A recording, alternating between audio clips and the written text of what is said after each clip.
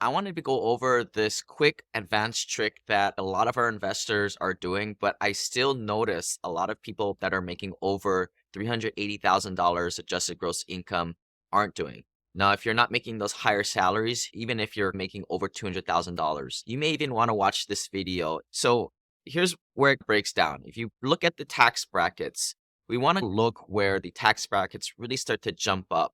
Currently for 2024, it's around $380,000. In the future years, this will probably go up with inflation to some extent.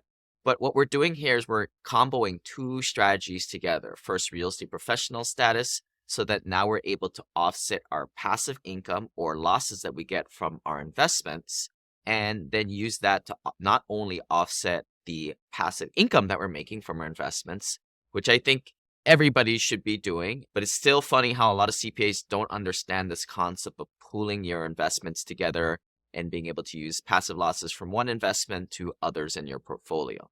But anyway, if you guys need a referral to that, feel free to reach out, team@thewealthelevator.com. But what we're talking about here using real estate professional status, which has nothing to do about being a silly real estate agent or anything like that. What you're able to do when you check this box on your taxes is use these passive losses that you get to offset your ordinary income. So very quietly, and this is how the wealthy do things. A lot of our clients we see using this status to use these passive losses that they get in plentiful quantities through these investments to lower their ordinary income to whatever they want.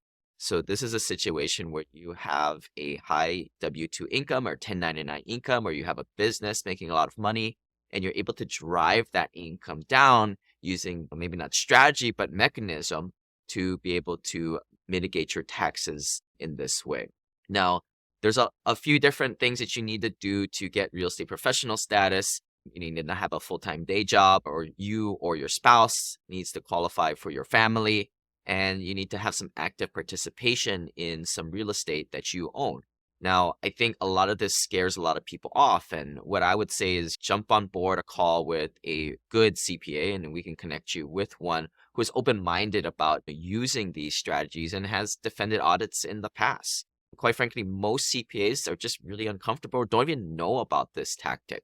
But assuming you found the good one and you're like, yeah, we can start to implement real estate professional status strategy. And I think this is where a little bit of investor community comes in. We see a lot of investors, meet a lot of investors also doing this, and they swap best practices. How are you doing your time logs? How are you setting this up within your normal course of life? It's not the easiest thing in the world, but hey, if you're able to drop your adjusted gross income from 550 down to 350, heck, you just saved $100,000 in taxes at 40 to 50 cents on the dollar right there. So it's worth it, right, to go through this. And of course, then you get those savings every single year. So again, using passive losses from your investments to offset this ordinary income is possible with real estate professional status. But what if you want to take another step further, right? Your investments may only bring you so much losses that you can use. And this is the analogy where I say real estate professional status is the bow and arrow set. It's like the bow. It's the mechanism that allows you to implement these advanced strategies. But you need some arrows to put in the bow to shoot the bow and arrow.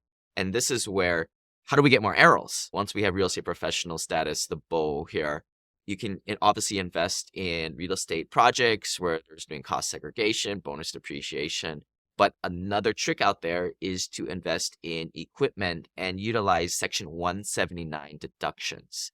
These Section 179 deductions operate very similarly to passive activity losses and essentially do the same effect. Essentially get you these arrows that you can put into your bow and start firing it and save taxes for you. But up until recent, there wasn't like a mechanism to go into these types of syndicated projects until now, right? We have the TaxPal Fund, which invests in equipment, namely ATM machines. It makes a nice little return on investment just from an operation of this equipment. But the biggest thing here is if you need a place to get passive losses, depreciation from 179 deductions, or to keep it with the analogy, to get more arrows to implement this two-step program here, check out the TaxPal Fund at thewealthelevator.com/ATM, or just shoot us a quick email. We can walk you through this. But this is a quick video on utilizing these two strategies and how powerful it is, because It's frustrating. We have a lot of investors doing this very actively, but yet quietly as wealth whispers. But a lot of investors we see out there just are not implementing this strategy. And especially when you have a situation where you have, two spouses, a married couple, and one of them makes a lot of money, the other one maybe making nothing or under $150,000. In a lot of cases, it just works out where you could take less income. That spouse could stay at home with the kids, work less or not work at all, get real estate professional status, and as a family pay less taxes to net more money by implementing this. And this is that beautiful thing. And if you've been sitting on the sidelines, just glazing over some of the content, this is why I wanted to record this quick video for you guys to really highlight it, because a lot of people are doing this out there. And I think it's just a matter of now getting the right CPA to implement this for you, changing up how you implement real estate professional status, and putting this into practice every single year. Say most of our clients doing this, they may make $400,000 a year and dropping it to $300,000.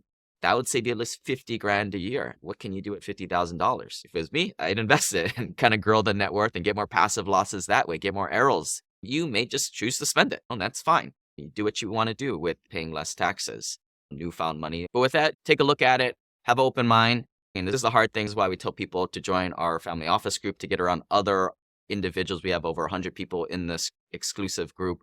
Because what I notice, a lot of investors out there, myself included for a long time, you just operate as a lone wolf out there. You might hear some things and scratch your head. But if you don't see other people just like yourself doing this stuff frantically, and making sure that they're doing their Augusta rule every year, making sure they're doing their rep status and trying to gobble up passive activity losses in Q4 of every single year. If you don't see people doing, you may be leaving a lot on the table, basically is what I'm saying. Of course, here's the disclaimer, folks. I'm not a CPA. I'm not a tax attorney. I just implement this personally myself, and I see a lot of my clients doing the same thing. A lot of the CPAs out there, they just aren't up with the times, and that's them. They're still working their day jobs. They haven't really figured all this stuff out themselves.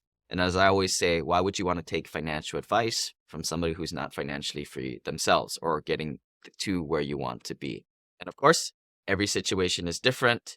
Think for yourself, but really challenge the status quo, as I say, and ask why. And maybe in this case, ask how I can get this type of strategy to work for me. But anyway, thanks for listening, guys. And for more tax strategies, check out this page. And then any referrals, we have another form on this page. And let us know how we can help.